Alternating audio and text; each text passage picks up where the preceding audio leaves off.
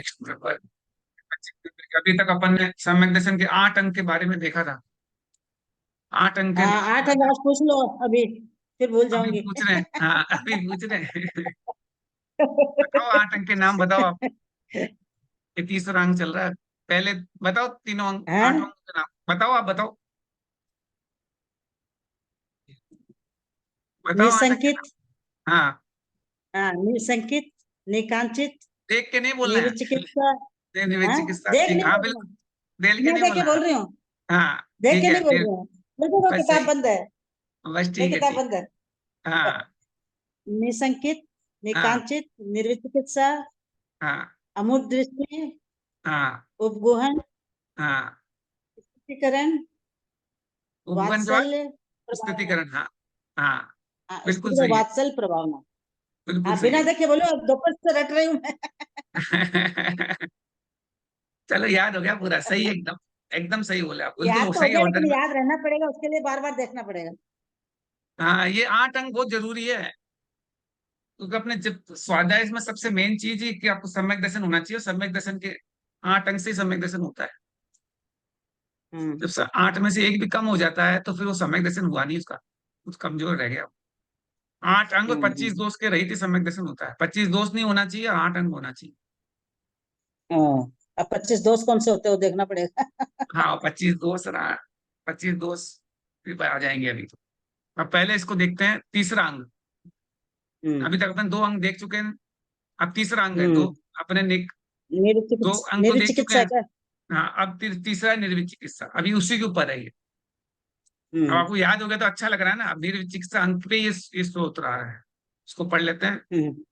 सुतृष्णा शीतोष्ट प्रभृतिषु नाना विधेषु भावेषु द्रव्येषु पुरासादिषु विचिकित्सा नेव चिकित्सा करणीया। नहीं करने। ये विचिकित्सा लिख दिया ना, ये निर्विचिकित्सा इसी में आता है। हम्म।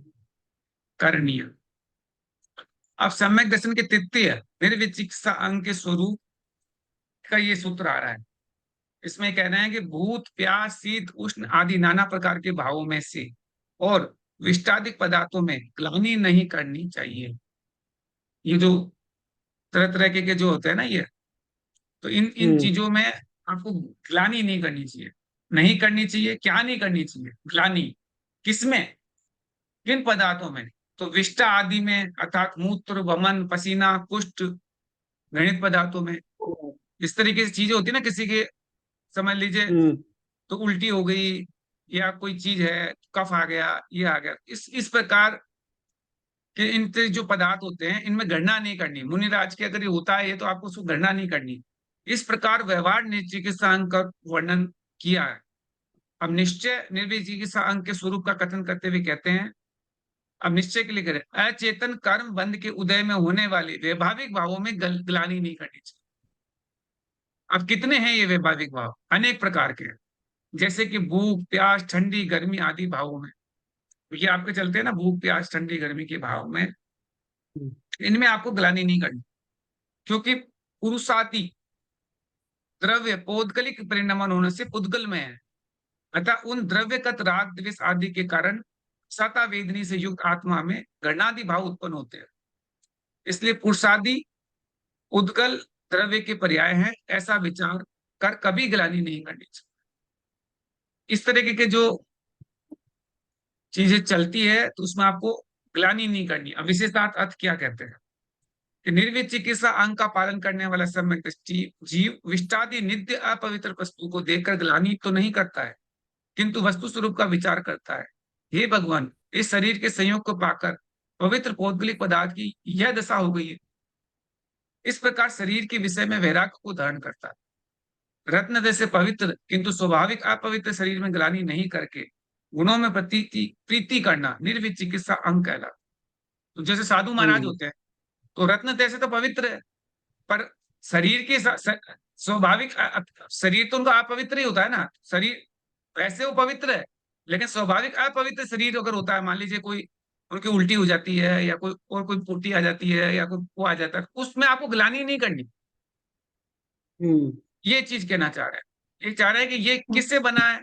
तो ये शरीर का सहयोग पाकर ही ये भौगोलिक पदार्थ की दशा हो गई है, ऐसा विचार करके मन में गिरे वैराग्य को प्राप्त। जैसे खाना तो खाना था, अब वो जैसे शरीर के अंदर गया, ये इसमें कन्वर्ट हो गया, तो अब इसमें आपको उस शरीर के सहयोग पाके तो ये बना है, इसमें आपको इस शरीर के विषय में, शरीर को विषय में वैराग्य की धारणा आनी चाहिए।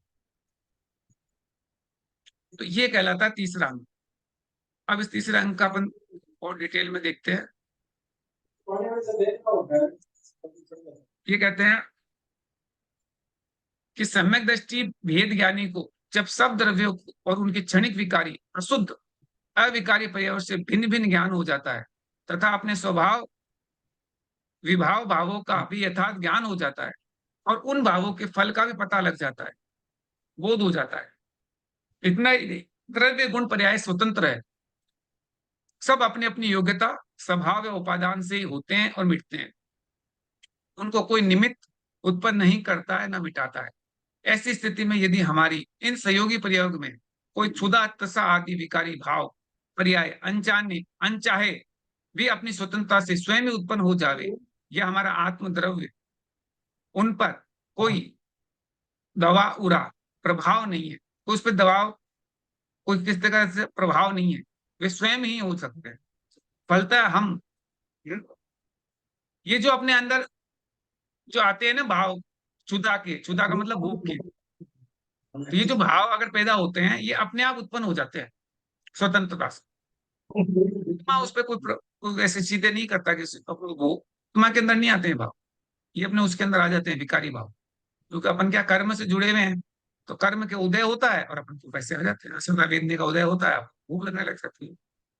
फलतः ना हम उसका कुछ कर सकते हैं ना वे हमारा कुछ कर सकते, तो वो आत्मा पे थोड़ी आपको प्रभाव डालते हैं, ना अपन उसका कुछ कर सकते हैं। ऐसा दृढ़ सिद्धांत सम्यक दृष्टि के होने पर वह विकारी भावों के होते समय अधीर खेन खिन चिंतातुर व संकलित नहीं होता। तो जैसे उस जब ऐसे विकारी भाव आए तो वो परेशान नहीं होता है, चिंता नहीं करता है, संकलेश परिणाम नहीं होता है, उसे वस्तु स्वभाव मानकर यह संतोष ही धारण करता है कि यह, और वह यह भी जानता है कि यह तो विकारी भाव है, विनश्वर है, नष्ट हो जाएंगे अगर हम इसे राग। जैसे क्या हुआ है कि आपको ये तो चीज आपने आपने नोटिस भी किया होगा, कभी आपने उपवास वगैरह करते हो तो जब खाने का टाइम आता है तब आपको भूख लगती है, फिर आपको भूख लगती है, विकारी भाव आते हैं कि अपने को भूख लग रही है, लेकिन थोड़ी देर बाद वो विकारी भाव चले भी जाते हैं, थोड़ी देर में भूख भी गायब हो जाती है। कैसे चली जाती है? तो आप ये मानो कि ये जो भाव आए, मेरे भूख लगने के भाव आए, ये कर्म के उदय से आए, तो मैं शांति से संतोष धारण करके बैठ जाऊं, थोड़ी देर के अंदर, थोड़ी देर के अंदर ये भाव आके चले जाएंगे, फिर आपको भूख लगनी बंद हो जाएगी। लेकिन आप उसके अंदर अगर संकलेश परिणाम कर लो, चिंतातुर हो जाओ, खेद खिन्न हो जाओ, तो फिर क्या करोगे? तो और ज्यादा परेशान होंगे, और क्या हो, फिर आप और कर्म बंद होंगे, और ज्यादा भूख लगेगी। उससे कुछ होना नहीं है ना इलाज, क्योंकि अगर आपने उपवास ले रखा है तो आपने क्या है, अपने दृढ़ संकल्प पक्का रखो और देखो थोड़ी देर में धीरे धीरे धीरे ये जो विचार आए हैं, जो विकारी भाव हैं, ये चले जाएंगे और जाते भी हैं, ये तो आपने देखे ही होंगे, थोड़ी देर के अंदर आपकी भूख गायब हो जाती है। ये जो 10 लक्षण जी आते हैं ना, हाँ, 10 उसके लक्षण। पाट्टा के पाचे का जब उपवास करते हैं हाँ तो छठ के दिन ऐसा लगता है कि आज पारणा नहीं करें, फिर हाँ, अपने आप वो भाव होने लगता है कि उपवास करते रहे ले। बस यही तो मैं कह रहा हूँ, फिर पालना नहीं करने का आपके भाव आ जाते हैं कि अब ठीक है, अपने अब चलने दो, क्योंकि आपके अंदर वो चीज खत्म हो जाती है, भूख के भाव सारे खत्म हो जाते हैं, किसी तरह से थकावट भी खत्म, क्योंकि अल्टीमेटली ये शरीर के परिणाम है, वो कर्मों के उदय से आ रहे हैं, ये आत्मा के स्वभाव नहीं है। आत्मा आपके तो, आत्मा में ये सब चीजें नहीं आती, ये कर्म के बंद होने के चक्कर में ऐसा होता है। क्षुधा रोग, ये क्षुधा रोग चला जाता है, कि क्षुधा रोग जो बना हुआ है ये उसी के लिए बना हुआ कर्मों के उदय से हो रहा है। ये कहते हैं हम इनमें राग द्वेष आदि करते हैं तो हम और नए विकारों से और तजन्य कर्म से बन जाएंगे, जिससे हानि ही होगी। अतः हमको विकल्प या संकलिष्टता यदि ना आदि ना करके संतुष्ट हो हो रहना चाहिए, जिससे नई आपत्ति ना आवे। और ये कह रहे हैं अगर आपने उस टाइम शांति बनाए रखो तो ताकि दूसरे कर्म नहीं बुझे, ऐसी बुद्धिमत्ता पूर्ण उच्च विचारों से ही सम्यक दृष्टि कोई ग्लानि वगैरह या विकारी भाव नहीं करता है, स्वभाव में स्थिर रहता है, तभी आत्म कल्याण होना संभव है। यही गायक स्वभाव में लीन होना है। इसी को गायक स्वभाव में होना लीन कहते हैं। शरीर आदि जब सहयोगी पर्याय रूप है, असूची है, अतः उसमें आस्था नहीं रखनी चाहिए, इत्यादि निर्विचिकित्सीय अंग को समझना चाहिए। ऐसे कहते हैं। तो ये क्या, शरीर आदि जो भी है ये सहयोगी पर्याय है। तो इसमें आपको उस पर शरीर पे ज्यादा जोर ना देके आत्मा पे अगर जोर करोगे तो आपको भूख लगनी बंद हो जाएगी। लेकिन अगर शरीर पे जोर दोगे तो फिर भूख और ज्यादा लगेगी।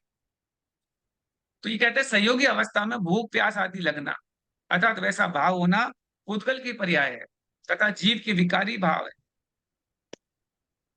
ये जो टट्टी आदि मल सब पुद्गल की पर्याय है, जड़ रूप है, ये वास्तविक भेद। ऐसे करके कह रहे हैं। निश्चय और व्यवहार के दो रूप निर्विचिकित्सित अंग के निम्न प्रकार है। अब निश्चय व्यवहार में बता दिया इस चीज। इसमें हर बार इनके दोनों बताते हैं, निश्चय और व्यवहार। निश्चय में निर्विचिकित्सित अंग यह है जिसमें कोई विकारी भाव ना हो, अर्थात संयोगी पर्यायों में विकारी भाव क्षुधा आदि के होने पर स्वस्थ रहे, अपनी वीतरागता ना छोड़े, शुद्ध स्वरूप में लीन व तन्मय रहे, को राग आदि या संकलिष्टता आदि ना करे इत्यादि। कारण कि उनको पर जानकर राग द्वेष नहीं करता, ना करना चाहिए, तभी वीरता है। क्षुधा तृषा आदि सब उद्गल की पर्याय है, उसमें होती है वह मिटती है, तथा जीव द्रव्य में वैसे राग रागादि रूप विकार भाव, ऐसा समझना चाहिए। अब व्यवहार निर्विचिकित्सा वह है कि बाहरी शरीर आदि असूचित वस्तुओं से करना या गलानी नहीं करना, इसमें पराशीलता है, आत्मा से भिन्न है, अतः उससे द्वेष व गलानी नहीं करना ऊपरी बात। भीतरी बात जब भीतरी बात भी है, जब रागादि विकारी भाव आत्मा से निकले ना होवे, अर्थात रागादि बुरे हैं, ऐसा द्वेष रूप विकल्प भी भीतर ना होवे इत्यादि। क्योंकि लोकाचार में कोई बाहरी जाति पाति की गलानी छोड़ देते हैं, किंतु ग्लानी व दुश्मनी बराबर रखते हैं। वे धनी गरीबों से गणना करते हैं, इत्यादि बुराइयां नहीं छूटती है, अतएव वह पाखंड ढोंग या वेश समझा जाता है। तो कहते हैं कि अगर आपने गरीबों से गणना कर रहे हो, ये कर रहे हो, तो ये पाखंड हो गया एक तरह। ये नहीं करना चाहिए। आपको गणना किसी से नहीं करनी, ना तो आपको गणना क्षुधा से करनी है, ना प्यास से करनी है, ना जाति से करनी है, ना प्याति से। कोई भी व्यक्ति आ जाए, कितनी नीची जाति का हो चाहे कुछ भी, उसे गणना नहीं करनी। तो अगर गणना करोगे तो ये पाखंड कहलाएगा, ढोंग वेश समझा जाएगा। क्योंकि जब आपने शरीर, ये पर्याय हैं, पर्याय के अंदर पर्याय दृष्टि होनी चाहिए। पर्याय है जो अलग अलग पर्याय में आदमी के आता है, तो उसमें आपको आत्मा को जो शांति है, जो उसकी समता है, वो नहीं छूटनी चाहिए। अब निर्विचिकित्सा का अर्थ निर्दयता रहित किया है, अथवा दया सहित होना निर्विचिकित्सा कहलाता है। यानी जिसमें दया होती है ना, वो निर्विचिकित्सा में आता है। व्यवहार दृष्टि या रुचि के समय यदि निश्चय दृष्टि रहे तो रखो, रहे या रखो, रखो जाए, रखी जाए, तो वह सम्यक व्यवहार होने से कथनचित उपादेय होता है। अर्थात मंद राग आदि के उदय में वैसे भाव वह शारीरिक क्रिया हो जाती, कारण की विविधता की अवस्था होने से चिरस्थायी नहीं होती, सदैव अरुचि रूप रहती है। क्योंकि पर होने के कारण एकत्व विभक्त दृष्टि वाला उसमें रुचि प्रीति उपादेयता कभी स्थायी नहीं रखता है, यह निश्चित है। ऐसा जीव ही यथार्थ में निर्विचिकित्सा अंग का पालन पाल सकता है, जो जिनवाणी में श्रद्धा रखता है। विकार या विभाव सब पर है, अतः उसको मत अपनाओ, अर्थात अपने आत्मा में यथासंभव स्थान मत दो, सदैव पृथक रहो। बाह्य वस्तु तो दृश्यमान पृथक है ही, ऐसा समझना चाहिए। पर के सहयोग से कोई अपवित्र या पवित्र नहीं होता है, ये वस्तु व्यवस्था है। तो किसी के संयोग से कोई पवित्र हो जाए या अपवित्र हो जाए, ऐसा नहीं समझना चाहिए। जैसे कहीं को नहीं होता कि सोले का हो जाता है एकदम, बहुत जबरदस्त करंट लग जाता है एकदम से, किसी के टच होते बावड़ा हो गया कि मतलब अपवित्र हो गया। और ऐसे नहा लिया, नहाते पवित्र हो गया, तो ये नहा के आप पवित्र भी नहीं होगा, किसी के टच करने से आप पवित्र भी नहीं होगा। ये सब बाहर की चीजें हैं, वस्तु व्यवस्था है। कई आपको मंदिर में मिल जाएंगे, बिल्कुल बावड़े की तरह करने लग जाते हैं, चिल्लाने लग जाते हैं, आपका आवाज कम है, आवाज नहीं है।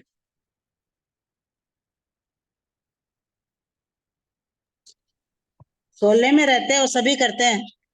हाँ, सोले में वही करते हैं, वही तो। सोले में रहने वाले अपने आप को दूसरे धरती का प्राणी समझने लग जाते हैं। तो वो बड़ी, और बाकी को हे दृष्टि से देखते हैं, उनको एकदम घृणा करने लग जाते हैं। ये गलत बात है। वो सोले में नहीं है तो इसका मतलब थोड़ी है कि आप बिल्कुल ही उसको उल्टा पुल्टा कुछ भी बोल दो। गलत बात है। तो कहते हैं ये सब चीजें समझना चाहिए कि किसी के, ये सब चीजें बाहरी चीजें हैं, कि पर है ये चीजें। पर के संयोग से कोई पवित्र या अपवित्र नहीं होता है। संयोगी पर्याय में अनादिकाल से निश्चय व्यवहार में परस्पर सापेक्षता अर्थात कथनचित निमित्त निमित्तापन संबंध चली चली आती है। तब परस्पर सर्वदा अबंधता नहीं कही जा सकती है, किंतु तादात्म्य संबंध परस्पर न होने से कथनचित असंबंधता कही भी जा सकती। यह तात्पर्य है। निमित्त नैमित्तिक संबंध में तो लोक में समुदायावस्था में शुद्धोपयोग तक प्राय सभी का, अन्य सभी का ही है ये निमित्त नैमित्तिक संबंध, अन्यथा लोक व्यवस्था ही बिगड़ जाएगी, ऐसा समझना चाहिए। हाँ, जन्य जनकता परस्पर नहीं होती है, उपादान उपादेयता नहीं होती, ये तात्पर्य है।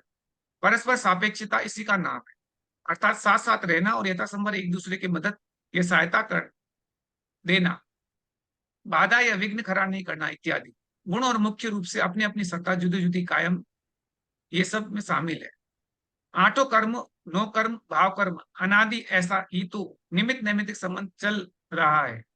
तथापि भेद दोनों में रहा है। पर्याय भी जुदी जुदी होती है, परंतु संयोग अवस्था में विकारी पर्याय कहलाती है। खाने पीने आदि का भाव होना जीव के विकारी भाव है, पर्याय है। उल्टी पेशाब आदि पुद्गल के भाव है, ऐसा समझना चाहिए। निश्चय व्यवहार निर्विचिकित्सा संक्षेप रूप में नीचे दिया।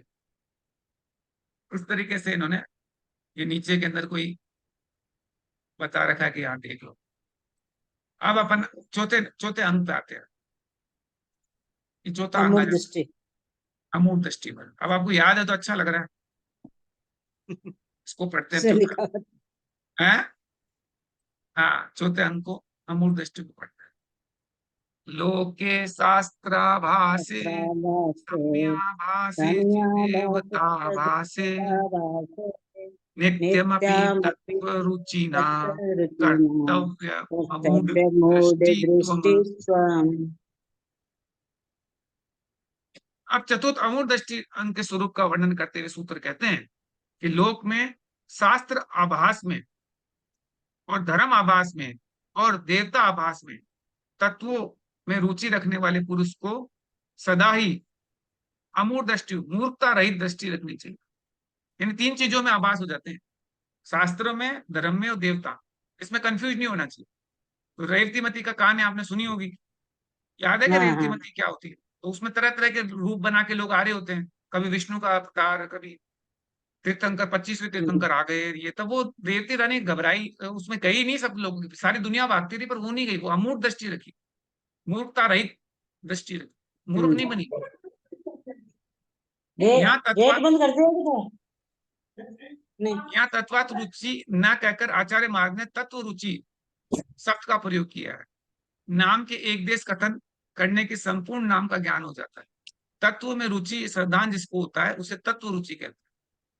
अपि शब्द निश्चय के अर्थ में प्रयुक्त हुआ है। तत्व में रुचि रखने वाले को नित्य ही क्या करना चाहिए? अमूर्त अस्तित्व, परीक्षा किए बिना पदार्थ को रूढ़ी से या ज्ञान व स्वीकार करना मूढ़ दृष्टि। जैसे आपको कोई रूढ़ी चली आ रही है, उसे आपको स्वीकार कर लिया अज्ञानता, उसको मूढ़ दृष्टि कहलाओ। और उसको नहीं परीक्षा करोगे तो अमूर्त दृष्टि होगा। उसका जो भाव है वह मूर्त दृष्टित्व है। मूर्त यहाँ जहां मूर्त दृष्टित्व नहीं है वहां अमूर्त दृष्टित्व है। भाव अर्थ में त्व प्रत्यय लगा हुआ है, नंज समान समास का प्रयोग हुआ है। किसी विषय में अमूर्त दृष्टित्व होना चाहिए। किस विषय में अमूर्त दृष्टित्व होना चाहिए? तो तीन चीजें बताइए। शास्त्राभास में, कुशास्त्र में शास्त्र बुद्धि होना शास्त्राभास कहलाता है। कुशास्त्रों में अविचारित प्रलाप है, वे परीक्षा में खरे नहीं उतरते। अधर्म का धर्म की तरह आभास होने को धर्माभास कहते हैं। जैसे कि गंगा में स्नान करने से पापों का धुल मारना, पितृ तर्पण करना, तर्पण करते हैं ना वो लोग, पितृ तर्पण करना, ये सब क्या है? ये धर्म थोड़ी है। धर्मावास, सूर्य की पूजा करना, गौतम गंधर्व की केवल्य की प्राप्ति के समय केवल ज्ञान रूपी लक्ष्मी को पूजा छोड़कर लक्ष्मी जी की पूजा करना, ये क्या कहलाएगा? ये धर्मावास, कि आपने केवल ज्ञान रूपी लक्ष्मी को पूजा छोड़ के लक्ष्मी जी की पूजा चालू कर दी, तो धर्मावास। कोई कोई कहता है पर्वत से गिर जाओ तो आपको मोक्ष मिल जाएगा, तो पर्वत से गिरना ये धर्मावास। अग्नि में जल जाओ तो ये भी धर्मावास है। इनको धर्म मानना ये धर्मावास कहलाता है। रत्नकंड जो सावाकाचार में समंदरवाद स्वामी ने लिखा है, ये अपन ने पढ़ा भी था, कि धर्म समझकर नदी और समुद्र में स्नान करना, बालू और पत्थरों का ढेर लगाना, पर्वत से गिरना, अग्नि में कूदना, लोड मूर्खता कहलाता है। इस तरीके की बातें। अब आता है उसके आगे, और भी वस्त्रधारी मुनि की तरह पूजा करना, वस्त्रधारियों को साधु मानना उपहास कारक है। वास्तव में लोभ की सहज स्वभाव गतानुगतिक है। फिर आता है देवतावास, अदेव में देव बुद्धि होना देवतावास कह रहा। 18 दोष से रहित देवों में ही देव बुद्धि करना चाहिए, इसके विपरीत को देवतावास कहते हैं। जैसे कोई ऐसे कोई है जिसमें 18 दोष हैं तो उसको देवता नहीं मान सकते। दोष अगर किसी में है तो उसको देवता, 18 दोष से जो रहित होते हैं उन्हीं को देवता मान सकते। जो 18 दोष से रहित है उसको वीतराग बोलते हैं। वीतराग है सर्वज्ञ हितोपदेशी, उन्हीं को देवता कहते हैं, उसके अलावा सब देव है ही। अथवा लोक मूर्ता, शास्त्र मूर्ता, धर्म मूर्ता, देव मूर्ता के बेस से 4 प्रकार की मूर्ता होती है। इन चारों तरह की मूर्ता को छोड़ने वाले को ही अमूर्त दृष्टि बोलते हैं। कोई कहते हैं ना अमूर्त दृष्टि क्या होता है, जो ये 4 मूर्ता को छोड़े वो अमूर्त दृष्टि। शंका, समंदर स्वामी ने लोक मूर्ता, देव मूर्ता, पाखंड मूर्ता के बेस से 3 मूर्ता कही गई, किंतु आपने यहाँ 4 वेद बताए हैं। तो संबंधवाद ने 3 बोली थी, आप 4 कैसे बता रहे हो? तो इसमें इसका समाधान ये है, इसमें कोई दोष नहीं है, अभिप्राय की अपेक्षा भेद किए गए हैं। जैसे जो पाप से या संसार से निवारण करे या रक्षा करे उसे पा कहते हैं। ये आगम वाक्य है। उन आगम वाक्यों का जो खंडन करे वो पाखंडी है, और उसका खंडन करना पाखंड कहलाता है। शास्त्र और धर्म में भेद से वह पाखंड 2 प्रकार का होता है। उनमें श्रुति, स्मृति, पुराणादि शास्त्र की परंपरा से आई हुई जो शास्त्र से आई पाखंडी मूर्ता कहते हैं। जैसे कि रावण राक्षस है, हनुमान बंदर है, पवनजन्य वायु है, अंजना वानरी है, हिमवन पर्वत से पार्वती उत्पन्न हुई है, ये शास्त्रगत मूर्ता कहलाता है। ऐसा नहीं है कि शास्त्रों में आप मान लिया उसको और मानते आ रहे हो, तो पूर्ण मूर्खता है, मूर्खता है। समय से अर्थात हुंडा सर्पणी काल से कारण से आए हुए धर्म में पाखंडी मूर्ता उत्पन्न होती है।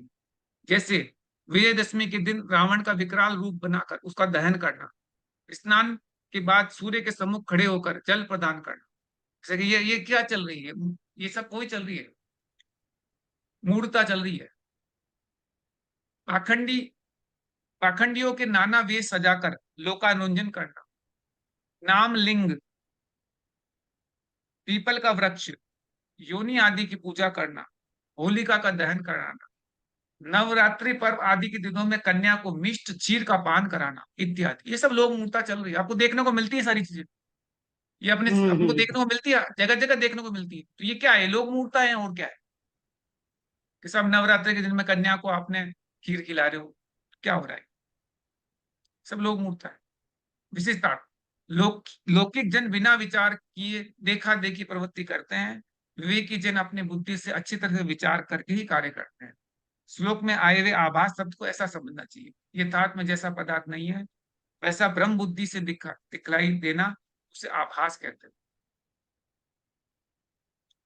इस तरीके से ये अंग पूरा हो जाता है।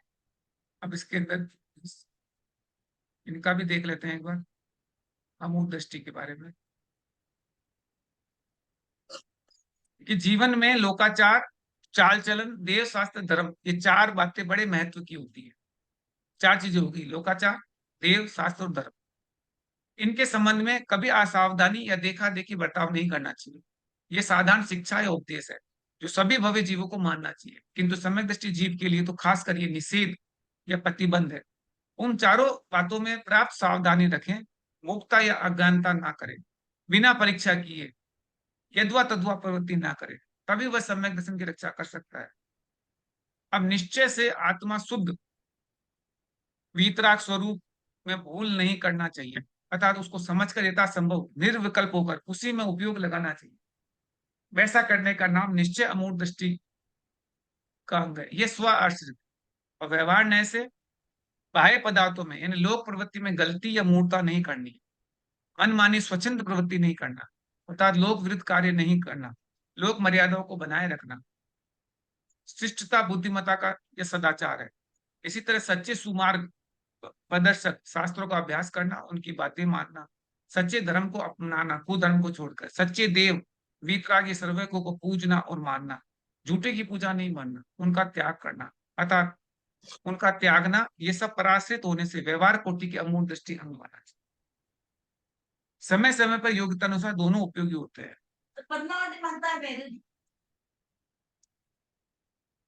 ये कह रहे हैं कि जिसमें अगर ये चीजें नहीं है, वीतरागी नहीं है, सर्वज्ञ, उनको पूजना नहीं करना चाहिए।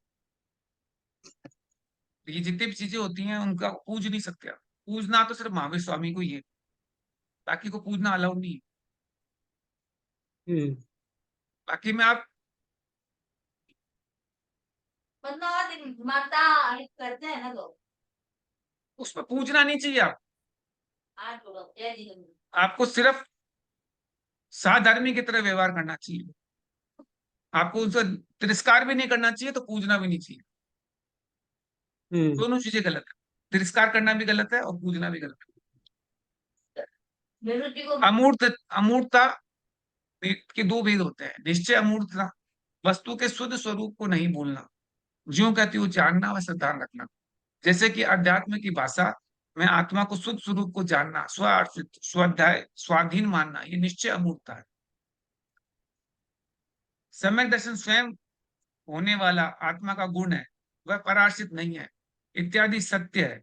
अपने स्वरूप में अज्ञानता को निकालना रूप है, अन्य या पर के बाबत अज्ञानता को निकालने की बात नहीं है। ये कहलाती है अमूर्त, निश्चय अमूर्त। अब व्यवहार अमूर्तता क्या होती है? अन्य वस्तु के स्वरूप को आगम की भाषा में पराश्रित या निमित्ताधीन कहना व्यवहार अमूर्त, क्योंकि लोक में वैसा मानते हैं। अतः जैसा सम्यक दर्शन दर्शन मोह कर्म के उपशम आदि से हो ही होता है, अन्यथा नहीं होता। लोक व्यवहार में जैसा चलन व्यवहार है, वैसा ही मानना व करना, ये व्यवहार अमूर्तता है, उसको भूलना नहीं चाहिए। लेन देन रिश्तेदारी आदि में जैसी मानी जाती है वैसा ही मानना, लोक में असत्य नहीं मानी जाती, सत्य मानना, इस नाम का व्यवहार कुशलता है। समय दृष्टि दोनों नए को समझता है व वर्तता है, कदाचित भूल होने पर पछताता है, उसमें दुख मनाता है, भूल को मिटाने का प्रयत्न करता है। व्यवहार में लोक व्यवस्था व आस्था नहीं बिगड़ती है। ये लोक व्यवहार के चतुर जीव सबको ज्यों का त्यों हेय उपादेय समझता हुआ प्रवृत्ति करता है। श्रद्धा जुदी जुदी रहती है, उसी को उसे फल लगता है, क्रिया का नहीं। मूर्खता अज्ञान है, अपराध है, ये बंधन का कारण है। लेकिन यहाँ पर व्यवहार न्याय की अमूर्तता रखना अर्थात मूर्खता नहीं रखना है।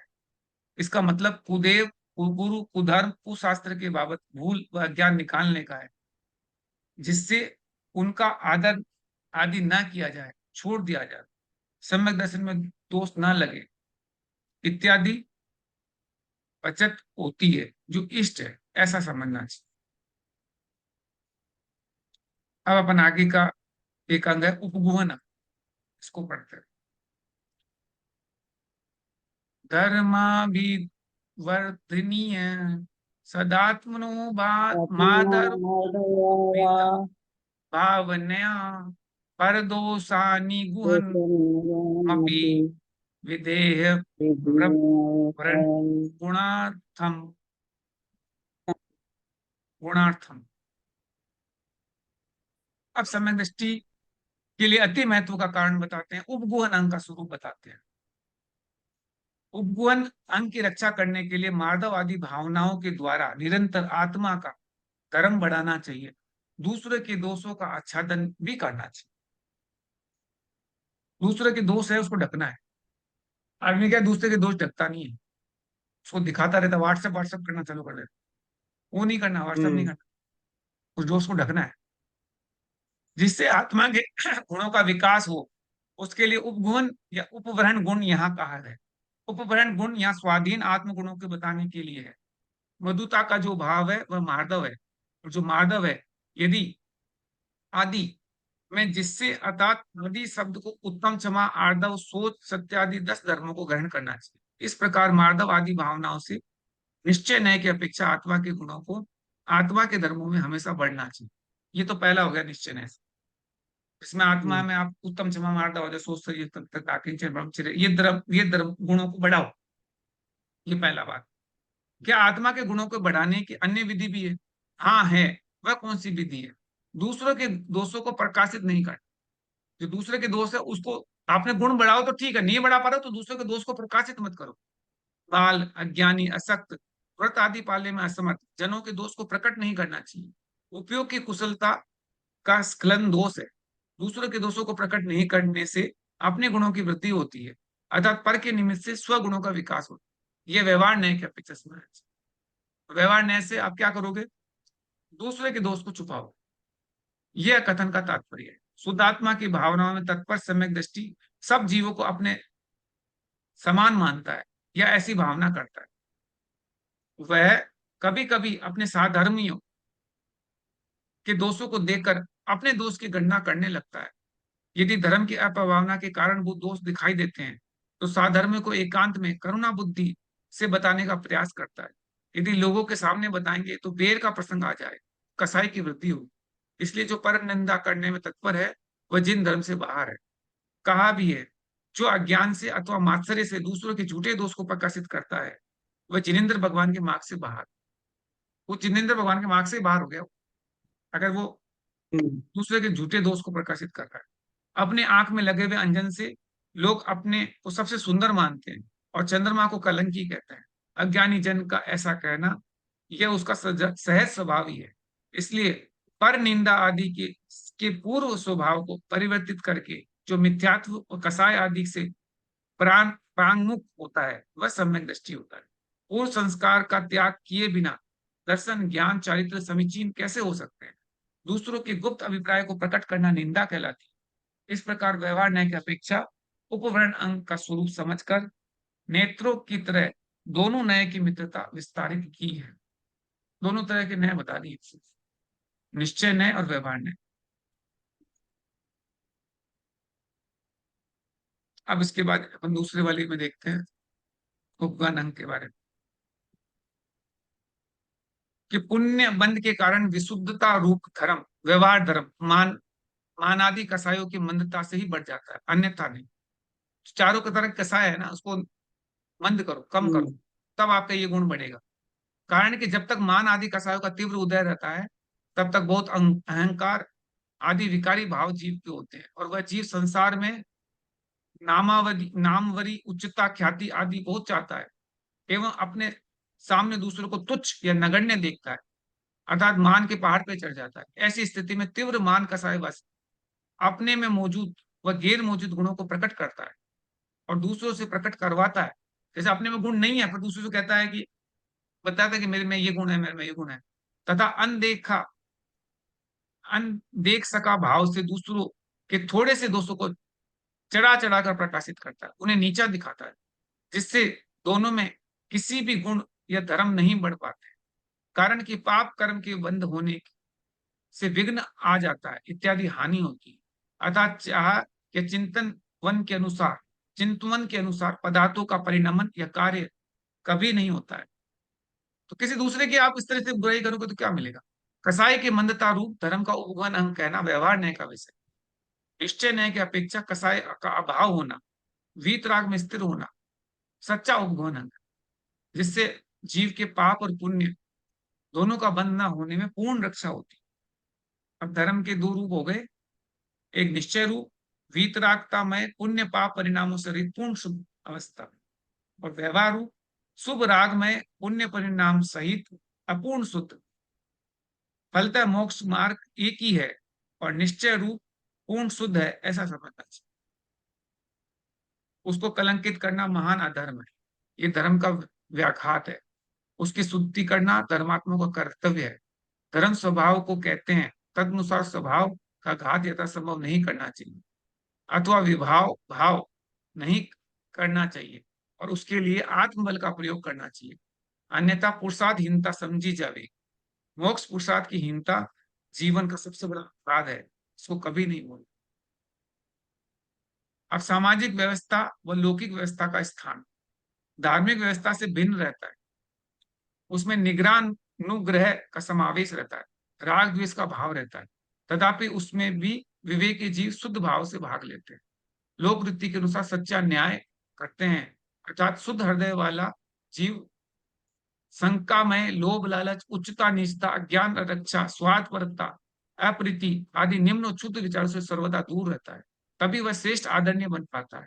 सत्य निर्णय करके कोई ये स्वार्थी नहीं होना चाहिए, न भय न गणना करना चाहिए, तभी समाज उन्नति और देश उन्नति कर सकता है, वह हो सकती है, अर्थात उसके लिए बाहरी 8 अंगों का होना चाहिए। अब अपन जिनवाणी स्तुति करते हैं। जावाणी जावाणी के के ज्ञान से ज्ञान सूझे से कालो, सूझे लोकालो सोवाणी सोवाणी मस्तक मस्तक धरे सदा देह तू दो। सदा दे दो हे हे जिनवाणी जिनवाणी भारती भारती तुझे जपू दिन रे, जपो जो दिन रे तेरा शरणा गए सो पावे सुख चैन। कुछ